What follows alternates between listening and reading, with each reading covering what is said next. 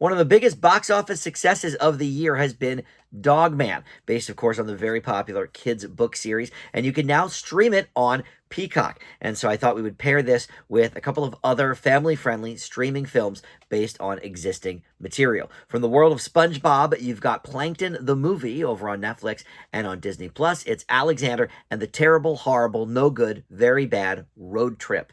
Let's talk about them.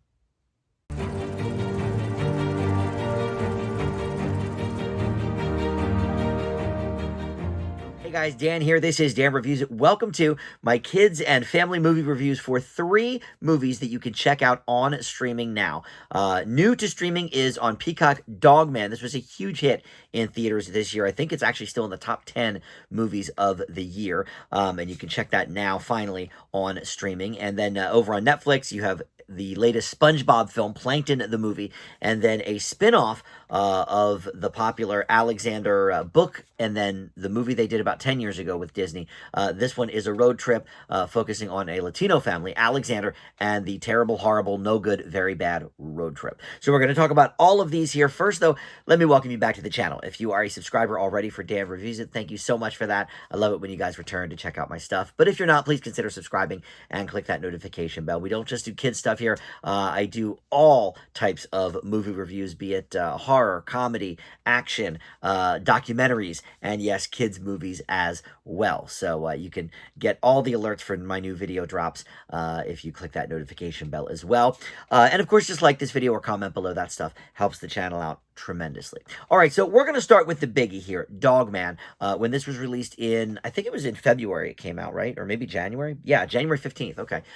So this came out very early in the year and was an instant success.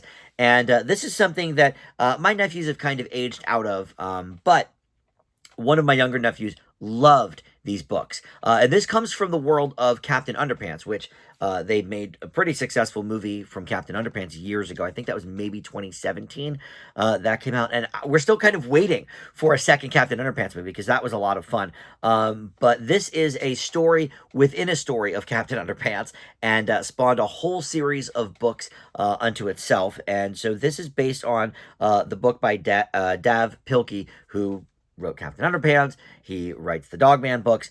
And this was directed by Peter Hastings, who did the Captain Underpants TV show. I don't think he did the movie, but he also did TV shows based on Kung Fu Panda and Pinky and the Brain. And he wrote this movie as well as directed it. So we have here basically a combination of 3 different books in the Dog Man series. The first, the third, and the 7th, if that means anything to you. It doesn't really to me. I just know that my nephew has like a whole bunch of these. I don't know if there's 10 or more, but he's got like a whole lot of them. I don't know which ones, are exactly in what order. But the first one obviously describes how he became Dog Man. And so Peter Hastings is the voice here of Dog Man, who is a hybrid of a dog and a police officer. He was created as a result of a medical operation, and we see this in the movie. So, if you're completely uninitiated, never even heard of Dog Man, this will give you a primer on exactly how that came to be. And then Pete Davidson is Petey, who is a quick-witted orange cat, and he is the arch enemy of Dog Man and the world's most evilest cat. You also have some pretty famous voices here other than Pete Davidson, but Lil Rel Howery, Ricky Gervais, Stephen Root, Poppy Liu, Sherry O'Terry, Kate McCucci.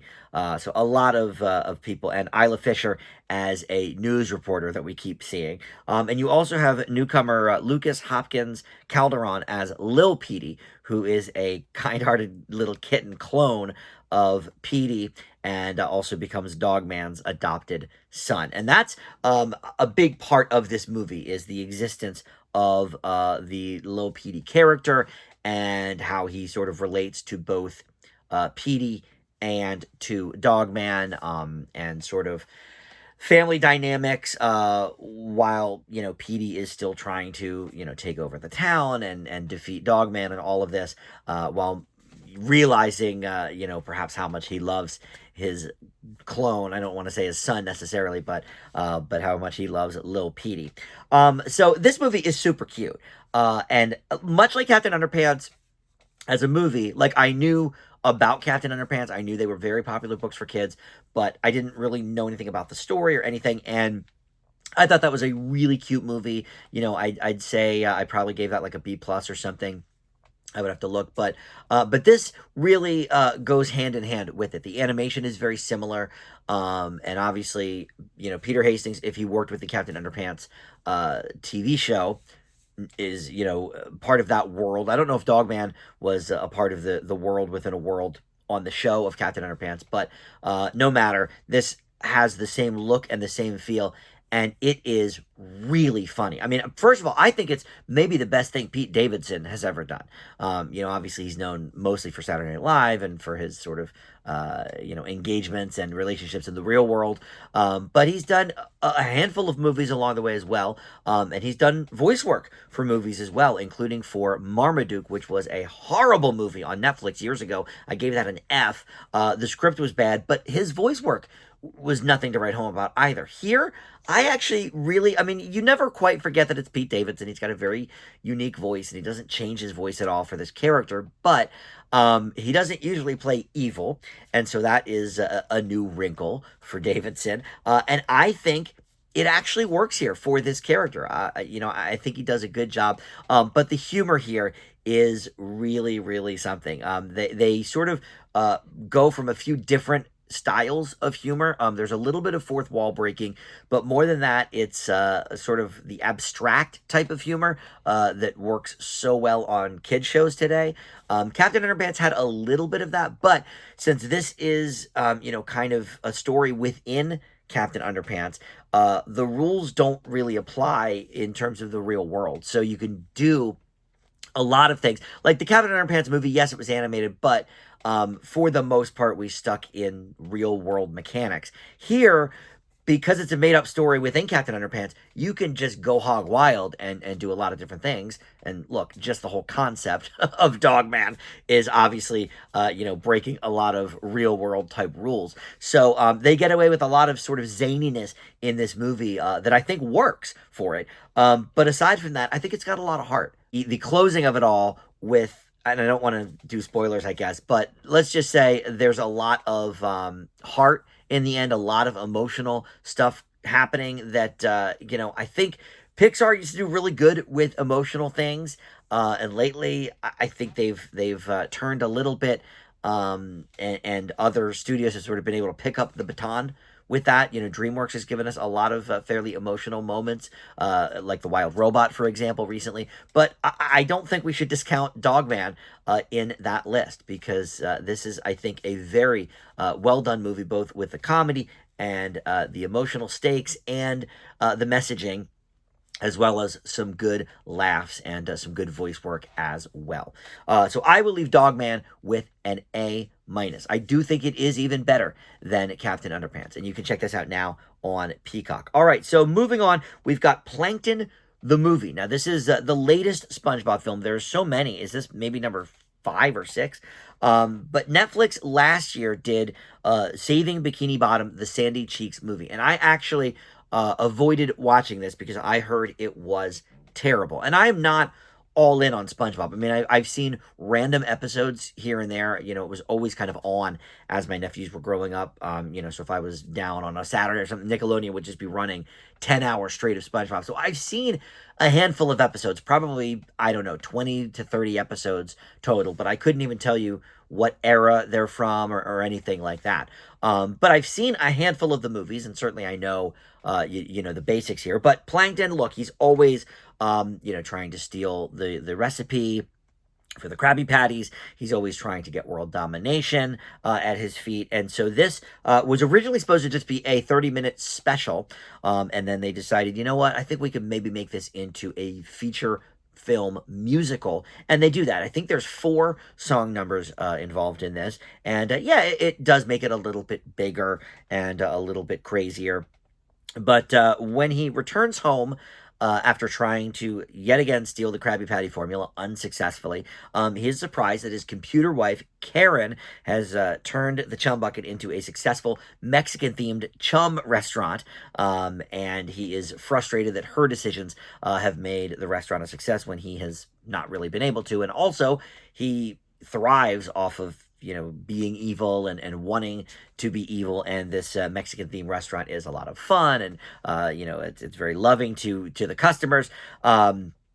So they have a big fight, and she gets fed up with his constant nagging and never listening to her. And so she removes her empathy chip from her circuitry and transforms into a larger form, and basically magnetizes the Chum Bucket so she can build a giant floating fortress and take over the world with no involvement from him. So he's got to try and not only get her back, but sort of get his mojo back with his evil plans. Now, I think this will be a little bit of a surprise to big SpongeBob fans, because this does not focus very much on a lot of the other characters.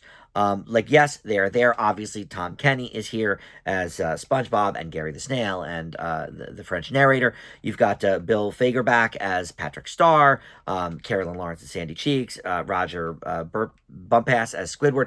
I mean, they're all here, but I think for what I've seen in the SpongeBob world, their roles are pretty minimal here as compared to a lot of the other movies and episodes that we've had. But yeah, everybody's here. Clancy Brown, Mary Jo Catlett, D. Bradley Baker.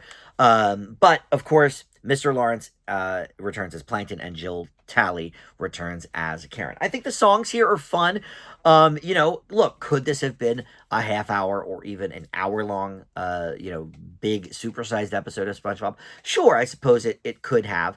But I like the idea that we're focusing a little bit more on some of the other characters. Plankton has never really been my favorite. He's kind of one note.